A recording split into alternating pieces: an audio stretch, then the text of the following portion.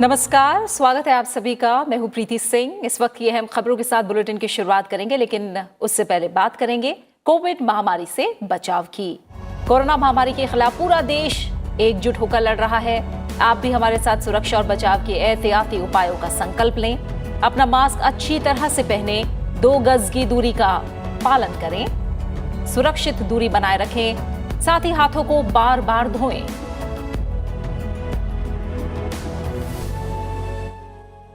और अब शुरुआत करते हैं मुख्य समाचारों के साथ। दीपावली से पहले वाराणसी को मिली विकास परियोजनाओं की सौगात। प्रधानमंत्री नरेंद्र मोदी ने 600 करोड़ रुपए से ज्यादा की परियोजनाओं का किया उद्घाटन और शिलान्यास। देशवासियों से स्थानीय उत्पादों को बढ़ावा देने की अपील।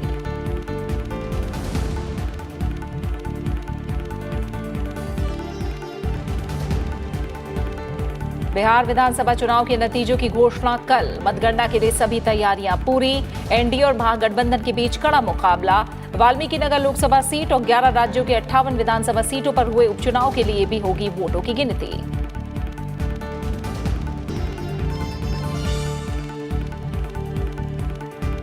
कोविड-19 की स्थिति पर केंद्रीय स्वास्थ्य मंत्री डॉक्टर हर्षवर्धन ने 9 राज्यों के साथ की बैठक। संक्रमण रोकने के लिए सुरक्षात्मक उपायों के इस्तेमाल पर दिया जोर। देश में सक्रिय मामलों में गिरावट जारी। रिकवरी दर बढ़कर 92.56%।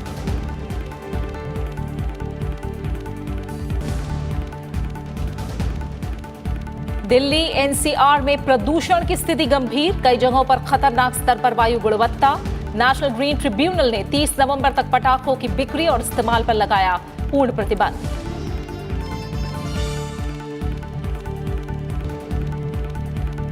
और दीपावली से पहले शेयर बाजार में रिकॉर्ड तोड़ तेजी। 704 अंकों की बढ़त के साथ 42,500 के पार पहुंचा सेंसेक्स। निफ्टी भी 197 अंकों के उछाल के साथ 12,461 के स्तर पर हुआ बंद।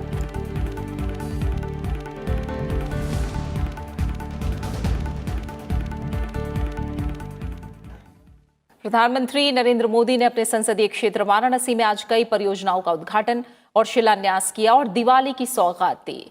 इस दौरान पिछले 6 साल में हुए विकास कार्यों का जिक्र करते हुए प्रधानमंत्री ने कहा कि विकास से जुड़ी परियोजनाओं से वाराणसी का कायाकल्प हो चुका है, जिससे पूर्वांचल के लोगों को जीवन के हर क्षेत्र में फायदा मिला है। दीपावली से पहले प्रधानमंत्री नरेंद्र मोदी ने बाबा विश्वनाथ की नगरी काशी को कई सौगात दी हैं। प्रधानमंत्री ने अपने संसदीय क्षेत्र वाराणसी में सोमवार को 620 करोड़ रुपए की परियोजनाओं का लोकार्पण और शिलान्यास किया। प्रधानमंत्री ने जिन परियोजनाओं का उद्घाटन किया उनमें Sarnath light and sound show, Ramnagar स्थित लाल बहादुर शास्त्री अस्पताल का अपग्रेडेशन, सीवरेज लाइन संबंधी कार्य, गायों की सुरक्षा और संरक्षण के लिए बुनियादी ढांचा सुविधाओं का निर्माण, बहुउद्देशीय बीज गोदाम, 100 मीट्रिक टन क्षमता वाला कृषि उत्पादन भंडार, समन्वित विद्युत विकास योजना के द्वितीय चरण, संपूर्णानंद स्टेडियम में खिलाड़ियों के लिए आवासीय परिसर, वाराणसी शहर में स्मार्ट लाइटिंग कार्य और 102 गौ आश्रय केंद्र शामिल हैं। इनके अलावा जिन परियोजनाओं की आधारशिला रखी गई उनमें दशाश्वमेध घाट और खिड़किया घाट का पुनर्विकास, पीएसी पुलिस बल के लिए बैरक, गिरिजा देवी संस्कृत संकुल में बहुउद्देशीय हॉल का अपग्रेडेशन, बेनियाबाग पार्क में पार्किंग सुविधा का विकास, सड़कों और पर्यटन स्थलों के विकास के कार्य की शुरुआत शामिल है। बनारसी अंदाज में पूर्वांचल के किसानों को धन्यवाद देते हुए प्रधानमंत्री ने कहा कि कोविड महामारी के प्रकोप के बावजूद किसानों ने अपने खेतों में भरपूर फसल पैदा की है। हाल में बनाए गए कृषि से संबंधित कानूनों का जिक्र करते हुए प्रधानमंत्री ने कहा कि इससे किसानों को बिचौलियों से बचाने में मदद मिलेगी। हाल में जो कृषि सुधार हुए हैं उनसे किसानों को सीधा लाभ होने वाला है। बाजार से उनकी सीधी कनेक्टिविटी सुनिश्चित होने वाली है। किसानों के नाम पर किसानों की मेहनत को हड़प जाने वाले बिचौलियों और दलालों को अब सिस्टम से बाहर किया जा रहा है। इसका सीधा लाभ उत्तर प्रदेश के, पूर्वांचल के, बनारस के हर किसान को होने वाला है। प्रधानमंत्री ने लोकल फॉर दिवाली का नारा भी दिया। उन्होंने देशवासियों का आह्वान किया कि वे इस बार की दीपावली स्थानीय वस्तुओं से ही मनाएं। प्रधानमंत्री ने कहा कि इस कदम से स्थानीय अर्थव्यवस्था को नई रफ्तार मिलेगी। आजकल आप देख रहे हैं लोकल के लिए वोकल, वोकल फॉर लोकल, इसके साथ ही लोकल फॉर दिवाली, इसके मंत्र को, इसकी गूंज चारों तरफ अब सुनाई देने लगी है। मेरा बनारस के लोगों से भी और देशवासियों से भी मेरा कहना है, लोकल फॉर दिवाली को खूब प्रमोट करें, खूब प्रचार करें। इससे स्थानीय पहचान तो मजबूत होगी ही, जो लोग इन सामानों को बनाते हैं उनकी दिवाली भी और रोशन हो जाएगी। प्रधानमंत्री ने कहा कि वाराणसी में चल रही विकास परियोजनाएं शहर के हर पहलू और काशी के लोगों की जरूरतों को ध्यान में रखते हुए तैयार की गई हैं और इसमें बुनियादी ढांचे का विकास, पर्यटन, गंगा की सफाई और किसानों का कल्याण भी शामिल है। ये विकास आज अपने आप में इस बात का उदाहरण है कि बनारस कैसे एक साथ हर क्षेत्र में, हर दिशा में तेजी से आगे बढ़ रहा है। मां गंगा की स्वच्छता से लेकर स्वास्थ्य सेवाओं तक, रोड और इंफ्रास्ट्रक्चर से लेकर पर्यटन तक, बिजली से लेकर युवाओं के लिए खेलकूद तक और किसान से लेकर गांव गरीब तक, हर क्षेत्र में बनारस विकास की नई गति प्राप्त किए हुए है। कार्यक्रम के दौरान प्रधानमंत्री ने इन परियोजनाओं के लाभार्थियों के साथ बातचीत भी की। उत्तर प्रदेश के मुख्यमंत्री योगी आदित्यनाथ भी इस कार्यक्रम में मौजूद थे। प्रधानमंत्री नरेंद्र मोदी मंगलवार को शंघाई सहयोग संगठन के शिखर सम्मेलन में भारतीय प्रतिनिधिमंडल का नेतृत्व करेंगे। कोविड-19 महामारी के बीच एससीओ की यह पहला शिखर सम्मेलन है। ऐसे में इस बार सम्मेलन वर्चुअल माध्यम से होगा। कोविड-19 महामारी के बीच शंघाई सहयोग संगठन का शिखर सम्मेलन होने जा रहा है। रूस के राष्ट्रपति व्लादिमीर पुतिन की अध्यक्षता में होने जा रही इस बैठक में वैश्विक मुद्दों के साथ कोविड-19 के बाद की स्थिति में सहयोग पर चर्चा होने की उम्मीद है। विदेश मंत्रालय के प्रवक्ता अनुराग श्रीवास्तव ने कहा कि भारत अपनी रणनीतिक जरूरतों को पूरा करने के लिए एससीओ के सदस्य देशों के साथ काम कर रहा है। On the 20th summit of the SCO Council of Heads of State, Prime Minister will lead the Indian delegation to the 20th summit of the SCO Council of Heads of State, which will be held in the virtual format on the 10th of November. And this meeting will be chaired by President Putin of the Russian Federation. This will be the first SCO summit to be held in the virtual format, and this is the third meeting that will be participating as full members. शिखर सम्मेलन के अंत में Moscow घोषणा पत्र को अपनाया जाएगा, जिसमें एससीओ के सदस्य देशों के बीच आगे के सहयोग के लिए रोड मैप शामिल होगा। इस बार का शिखर सम्मेलन रूस की अध्यक्षता में संपन्न होगा। इसके बाद अगले 1 साल तक इसकी अध्यक्षता भारत के पास होगी। भारत 30 नवंबर को एससीओ शासनाध्यक्ष परिषद के शिखर सम्मेलन की मेजबानी करेगा। 8 देशों का क्षेत्रीय समूह एससीओ विशेष रूप से मध्य एशियाई देशों के साथ जुड़ने के लिए एक प्रमुख मंच है। भारत को जून 2017 में एससीओ की पूर्ण सदस्यता मिली थी। बिहार में विधानसभा चुनाव के वोटों की कल होने वाली गिनती के लिए व्यापक इंतजाम किए गए हैं। कोविड-19 के नियमों का पालन करते हुए राज्य के 38 जिलों में 55 मतगणना केंद्र बनाए गए हैं। इसके अलावा 414 मतगणना हॉल भी तैयार किए गए हैं। प्रदेश में बाधा रहित मतगणना सुनिश्चित करने के लिए हर बूथ पर अर्धसैनिक बलों के जवान तैनात किए गए हैं। बिहार विधानसभा चुनाव के बाद एक तरफ एनडीए सत्ता में वापसी को लेकर आश्वस्त है, तो दूसरी तरफ महागठबंधन जश्न के मूड में है। लेकिन बाजी किसके हाथ लगेगी, मंगलवार को चुनाव के नतीजों के साथ ही ये साफ हो जाएगा। बिहार की सभी 243 विधानसभा सीटों पर सुबह 8 बजे से मतगणना शुरू होगी। वोटों की गिनती के लिए प्रदेश में व्यापक सुरक्षा प्रबंध किए गए हैं। राज्य के 38 जिलों में 55 मतगणना केंद्र बनाए गए हैं और 414 मतगणना हॉल भी तैयार किए गए हैं। कोविड-19 के मद्देनजर निर्वाचन आयोग ने मतगणना के लिए दिशा निर्देश जारी किए हैं। मतगणना केंद्रों पर सुरक्षित दूरी, सभी मतगणना कर्मियों के लिए मास्क पहनना अनिवार्य होगा। बिहार विधानसभा की 243 सीटों के लिए 3 चरणों में चुनाव कराए गए थे। पहले चरण के लिए 28 अक्टूबर, दूसरे चरण के लिए 3 नवंबर, जबकि तीसरे और अंतिम चरण के लिए 7 नवंबर को वोटिंग हुई थी। बिहार विधानसभा चुनाव के वोटों की गिनती के साथ ही वाल्मीकि नगर लोकसभा सीट के लिए कराए गए उपचुनाव की गिनती भी की जाएगी। इसके अलावा 11 राज्यों की 58 विधानसभा सीटों के लिए कराए गए उपचुनाव की गिनती भी कल ही होगी। बिहार विधानसभा चुनाव के दूसरे चरण के साथ 10 राज्यों की 54 सीटों पर उपचुनाव कराए गए थे, जबकि तीसरे चरण के चुनाव के साथ मणिपुर की 4 विधानसभा सीटों पर उपचुनाव के लिए वोट डाले गए थे।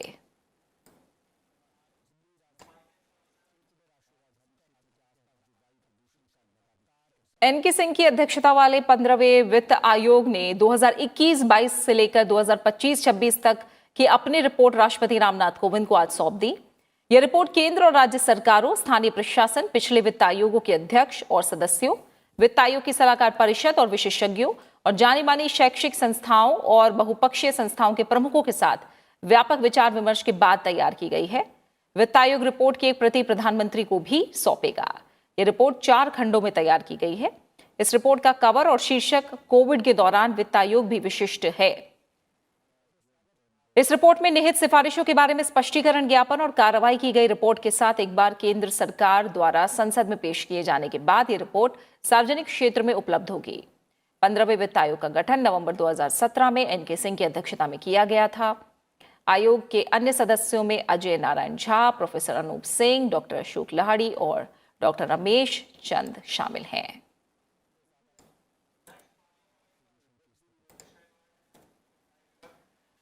संसदीय समितियों के बैठकों का सिलसिला जारी है। आज कई समितियों की अहम बैठक हुई। अनुसूचित जाति और जनजाति के कल्याण संबंधी संसदीय समिति ने आज बैठक की। इस दौरान सार्वजनिक क्षेत्र के बैंकों, वित्तीय संस्थानों, भारतीय रिजर्व बैंक की ओर से अनुसूचित जातियों और जनजातियों के लिए मुहैया कराई जा रही ऋण सुविधाओं के विषय पर चर्चा की गई। समिति ने वित्त मंत्रालय और भारतीय स्टेट बैंक की ओर से पेश तथ्यों की पड़ताल भी की। कार्मिक, लोक शिकायत, कानून और न्याय विभाग से संबंधित स्थायी समिति ने आज बैठक की। इस दौरान समिति ने 2020-21 के दौरान पड़ताल के लिए विषयों के चयन के संबंध में ज्ञापन पर विचार किया। समितियों के पुनर्गठन के बाद राज्यसभा सांसद भूपेंद्र यादव को समिति के अध्यक्ष के रूप में नियुक्त किया गया। पुनर्गठन के बाद समिति की यह पहली बैठक थी।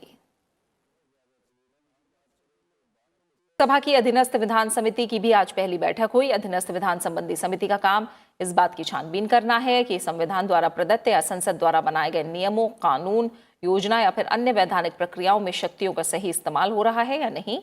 समिति के अध्यक्ष लोकसभा सांसद बाला शोवरी वल्लभानेनी हैं।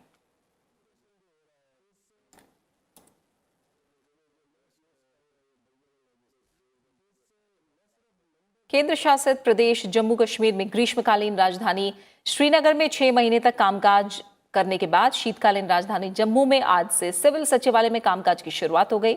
प्रदेश में परंपरागत दरबार स्थानांतरण के तहत प्रदेश सरकार के जम्मू स्थित सिविल सचिवालय को कड़ी सुरक्षा के बीच आज से खोल दिया गया। उपराज्यपाल मनोज सिन्हा ने सचिवालय खुलने पर सलामी ली और गार्ड ऑफ ऑनर का निरीक्षण किया। इस प्रक्रिया के तहत राजभवन, पुलिस मुख्यालय और कई आयोग समेत अन्य कार्यालय भी खुल गए हैं। जम्मू कश्मीर में मौसम के हिसाब से दरबार स्थानांतरण की प्रथा लगभग 150 साल पुरानी है। मौसम के प्रकोप से बचने के लिए 1872 में तत्कालीन महाराजा गुलाब सिंह ने इस परंपरा की शुरुआत की थी, जिसके तहत प्रदेश सरकार सर्दियों में 6 महीने जम्मू से और गर्मियों में 6 महीने श्रीनगर से काम करती है। आजादी के बाद भी इस परंपरा को बरकरार रखा गया है।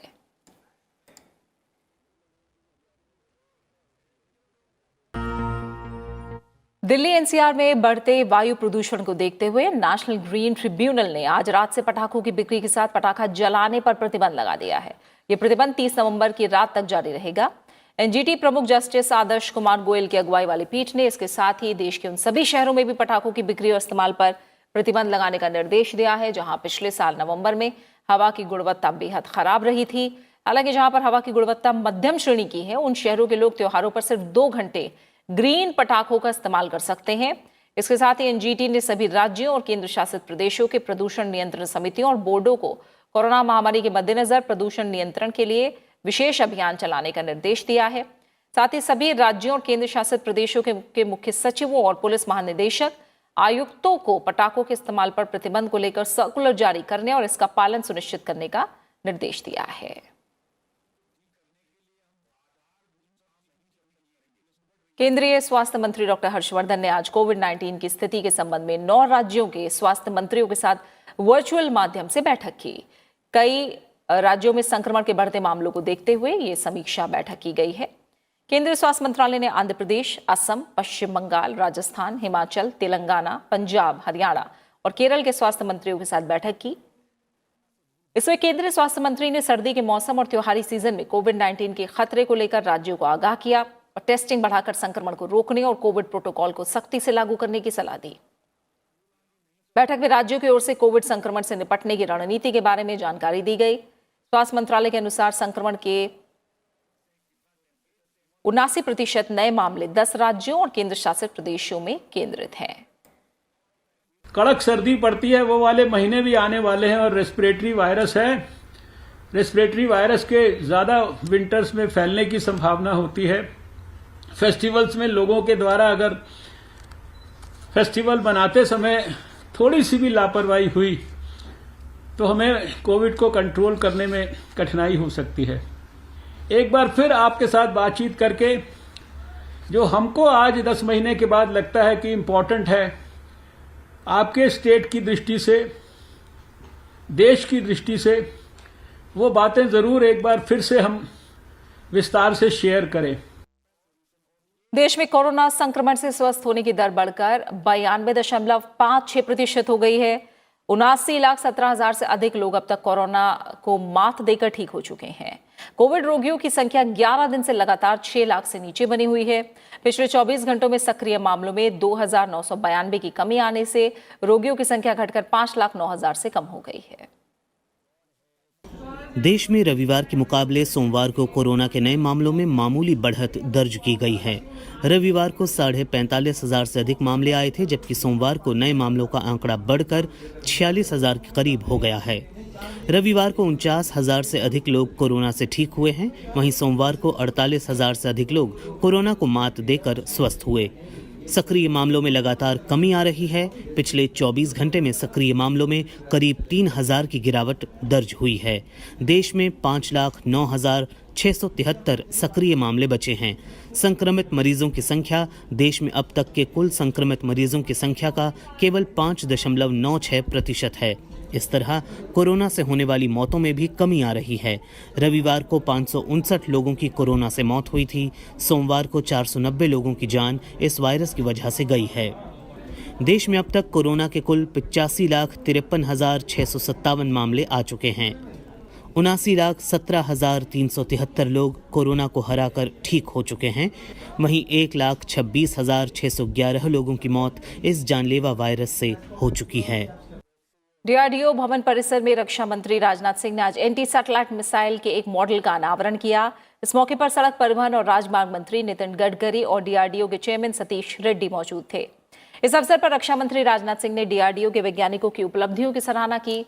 मिशन शक्ति के तहत पिछले साल 27 मार्च को पूरी दुनिया ने भारत की इस ताकत को महसूस किया था। इसी दिन भारत अंतरिक्ष में घूम रहे अपने एक उपग्रह को नष्ट करने के लिए इस मिसाइल का इस्तेमाल किया था। इस सफलता के बाद भारत दुनिया का चौथा ऐसा देश बन गया था जिसके बाद इस तरह की तकनीक जिसके पास उपलब्ध है। भारत के अलावा एंटी सैटेलाइट अमेरिका, चीन और रूस के पास मौजूद है।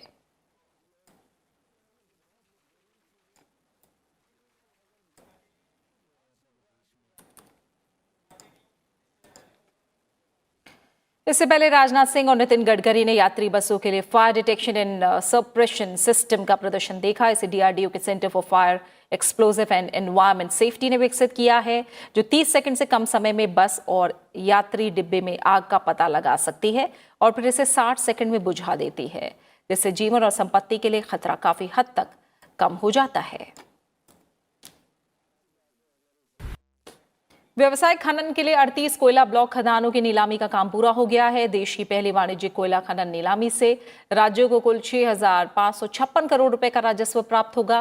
केंद्रीय कोयला और खदान मंत्री प्रहलाद जोशी ने बताया कि सरकार और नीलामी के लिए रखी गए 38 कोयला ब्लॉक खदानों में 19 खदानों की नीलामी पूरी कर ली गई है।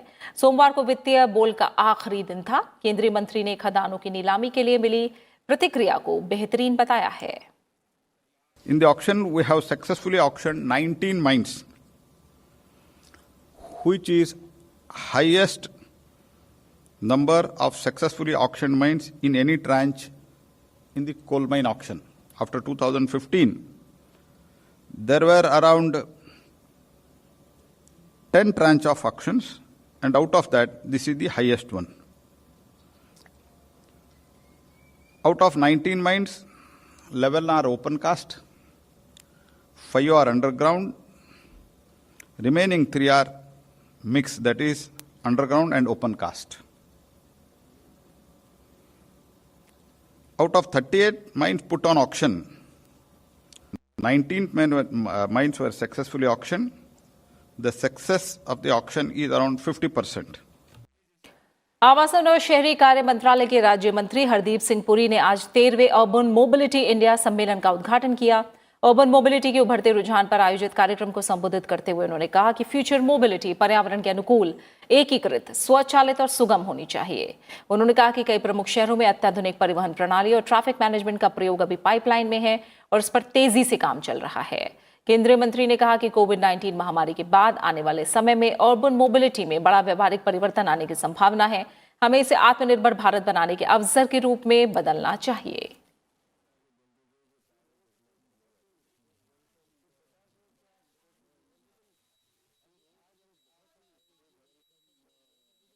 The COVID crisis, which presents an opportunity for us in India, we have taken the Prime Minister's clarion call for Atmanirbharta or self-reliance, and all our future efforts in developing our cities, whether it's through housing projects, whether it is for urban mobility, all of those programs put the people, our citizens first and up front.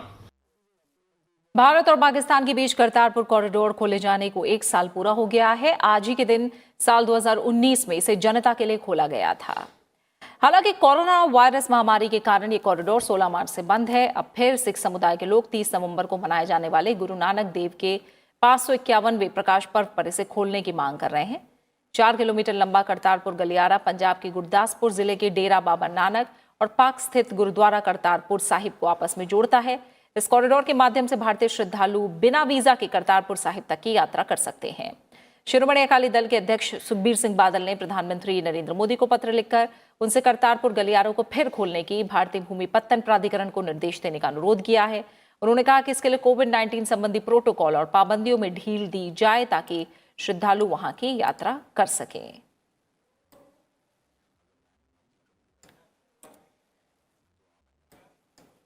विदेश सचिव हर्षवर्धन श्रृंगला मालदीव के 2 दिवसीय दौरे पर हैं। हर्षवर्धन श्रृंगला ने मालदीव के राष्ट्रपति इब्राहिम सोली से मुलाकात की।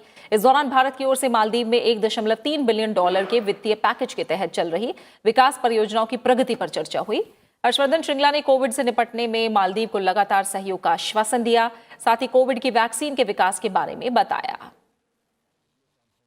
विदेश सचिव ने मालदीव की संसद मजलिस के अध्यक्ष मोहम्मद नशीद से भी मुलाकात की। विदेश सचिव ने मोहम्मद नशीद के भारत मालदीव संबंधों के लंबे समय से समर्थन और मजलिस के अध्यक्ष के रूप में उनकी महत्वपूर्ण भूमिका की सराहना की।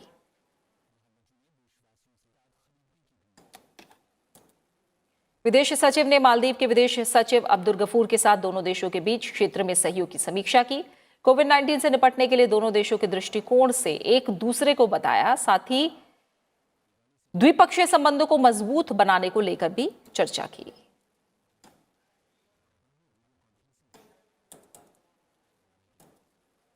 अमेरिका के नवनिर्वाचित राष्ट्रपति जो बाइडेन ने कोविड महामारी से प्रभावी तरीके से निपटने के लिए 12 सदस्यों की कोरोना वायरस कार्यदल के गठन की घोषणा की है। कोविड महामारी के दौरान अमेरिका में लाखों लोग कोरोना वायरस से संक्रमित हुए हैं। To introduce the President-elect of the United States of America, Joe Biden. अमेरिकी राष्ट्रपति चुनाव में जीत हासिल करने के बाद नवनिर्वाचित राष्ट्रपति जो बाइडेन अभी से ही एक्शन में आ गए हैं। उनकी सबसे पहली प्राथमिकता है कोविड-19 पर नियंत्रण, जिसके लिए उन्होंने अपनी नीतियों का ऐलान कर दिया है। इसके तहत जो बाइडेन ने एक कार्यदल के गठन की घोषणा की है। ये कार्यदल कोविड महामारी से लड़ने और उसे खत्म करने के लिए एक ब्लूप्रिंट तैयार करेगा, जो पूरी तरह वैज्ञानिक तरीकों पर आधारित होगा। I will name a group of leading scientists and experts as transition advisors to help take the Biden-Harris COVID plan and convert it into an action blueprint that will start on January the 20th, 2021. That plan will be built on bedrock science. It will be constructed out of compassion, empathy, and concern. I will spare no effort, none, or any commitment to turn around this pandemic. Corona से लड़ने के लिए गठित कार्यदल में Obama प्रशासन के पूर्व स्वास्थ्य सलाहकार इज़ेकियल इमैनुअल को भी शामिल किया गया है। वहीं कार्यदल की सह अध्यक्षता पूर्व सर्जन जनरल विवेक मूर्ति, खाद्य और औषध प्रशासन के पूर्व आयुक्त डेविड केस्लर और येल विश्वविद्यालय में जन स्वास्थ्य विभाग की प्रोफेसर मार्सेला न्यूनेज स्मिथ द्वारा की जाएगी। अमेरिका के डेलावेयर के विल्मिंगटन में बोलते हुए जो बाइडेन ने कहा कि वे इस महामारी के खिलाफ जंग में कोई कोर कसर नहीं छोड़ेंगे। अमेरिका में कोविड से अब तक 98 लाख से ज्यादा लोग संक्रमित हुए हैं और 2,37,000 से अधिक लोगों की मौत हो चुकी है। कोविड महामारी की वजह से अमेरिकी अर्थव्यवस्था को भी काफी नुकसान पहुंचा है। बात सेंसेक्स की करेंगे। सोमवार को शेयर बाजार ने कई रिकॉर्ड बनाए हैं। सेंसेक्स 704 अंकों के भारी उछाल के साथ 42,597.43 अंकों पर बंद हुआ। यह सेंसेक्स के बंद होने का रिकॉर्ड स्तर है। इस तरह निफ्टी ने भी नया रिकॉर्ड बनाया है। वहीं निफ्टी भी आज 197.50 अंकों की तेजी के साथ 12,461 के रिकॉर्ड स्तर पर बंद हुआ।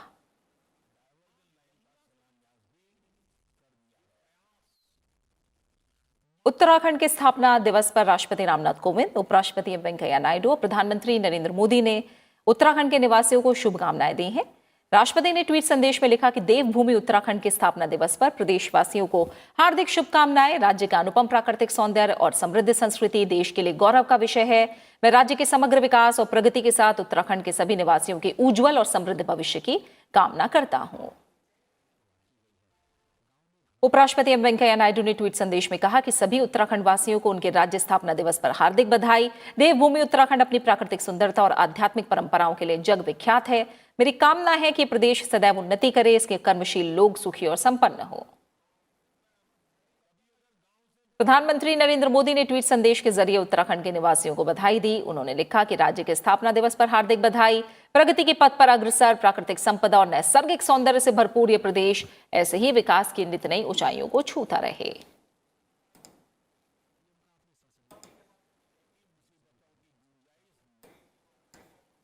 और इसी के साथ फिलहाल इस बुलेटिन में इतना ही, लेकिन चलते चलते एक बार फिर आपसे अपील।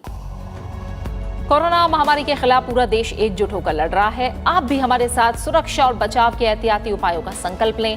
अपना मास्क अच्छी तरह से पहनें, 2 गज की दूरी का पालन करें, सुरक्षित दूरी बनाए रखें, साथ ही हाथों को बार बार धोएं। अपना ख्याल रखिए। मुझे दीजिए इजाजत। नमस्कार।